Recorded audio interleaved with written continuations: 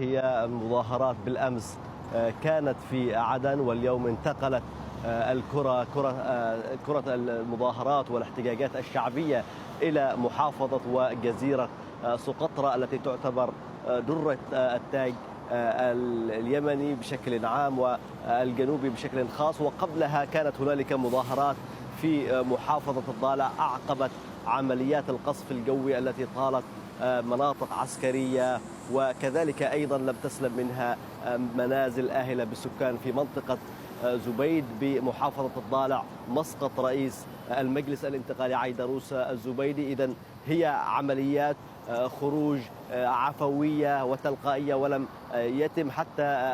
الدعوة إليها، وابتدأت من محافظة الضالع وانتقلت إلى محافظة أو إلى مدينة عدن، وبعدها إلى اليوم محافظة وجزيرة سقطرى، وكلها تؤكد على تجديد التفويض للمجلس الجنوبي الانتقالي، وكذلك بقيادة رئيسه الرئيس عيدروس الزبيدي. وهي تطالب أيضا بعدم الانتقاص وعدم أيضا تجاوز الإرادة الشعبية الجنوبية، وحتى أن الملاحظ في هذه المليونيات وهذه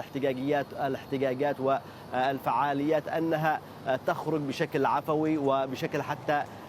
غير منظم، ثم تلتئم خلال أقل من 24 ساعة لتؤكد على أن الإرادة الشعبية هي الأبقى، وأنها هي من تستمد كل السلطات منها، وأي كيان أو أي شيء لا ينبثق عن هذه الإرادة الشعبية فهو لا يعكسها إطلاقا، وسوف يجعل الشارع في